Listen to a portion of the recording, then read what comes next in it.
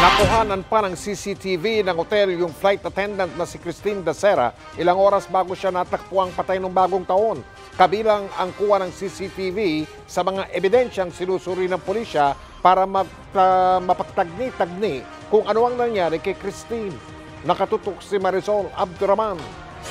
Eksklusibo! Ilan lang ang mga ito sa screen grab ng CCTV nang huling gabing nakitang buhay ang flight attendant na si Christine Dacera. Kuha ang mga ito sa hallway ng tinuluyan niyang hotel sa Makati.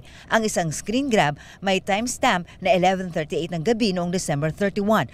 Makikita si Christine kasama ang dalawang lalaki sa labas ng room 2209. Bit-bit pa nga niya ang kanyang sapatos at wine glass. Sa isa pang screen grab, may timestamp na 3:22 ng madaling araw ng bagong taon. Makikita ang nakayapak na si Christine na may kasamang tatlong lalaki. Makikita rin dito ang isa pang lalaki na nakatingin lang mula sa isang kwarto.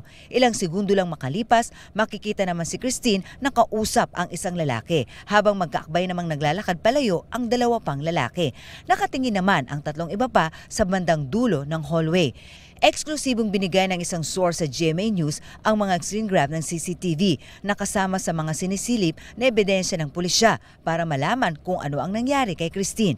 Base sa impormasyon ng pulisya, natagpo ang patay si Christine sa bathtub ng kanyang hotel room noong tanghali ng January 1. Hindi po natin masasabi. It could be possible na meron siyang na-take or it could be possible na meron pinainom sa kanya unwillingly sa kanya or hindi niya alam. Ang mga lalaking kasama ni Christine kasama sa 11 personalidad na iniimbestigahan ngayon ng pulisya. Hindi pa natin masabi talaga kasi wala pong nakakita sa actual na pangyayari at wala rin pong makapagsabi kung namatay ba siya sa rape or meron bang pinainom sa kanya.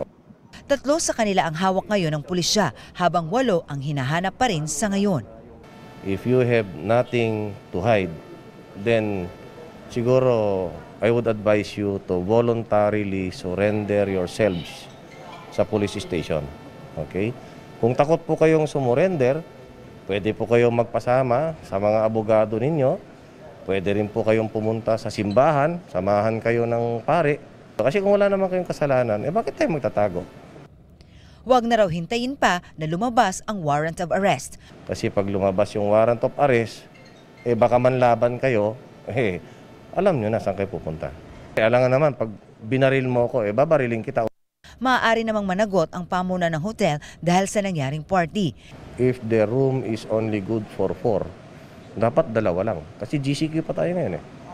So why did they allow yung ganong kadami? 2 rooms, 10 people.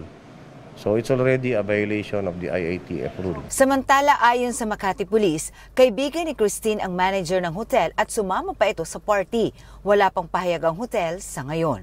Ipinagdadalamhati naman ng pamunuan ng Philippine Airlines ang pagkamatay ni Christine na isinalarawan nila bilang matuwid at professional na crew member. Nagpaabot din ng suporta ang PAL sa kanyang pamilya. Hiling nila, lumabas na ang katotohanan para sa paggamit ng hustisya. Ang Commission on Human Rights gagawa naman daw ng sariling investigasyon sa pagkamatay ni Christine at matiyak ang hustisya para sa biktima. Marisol Abduraman, Nakatutok, 24 Oras.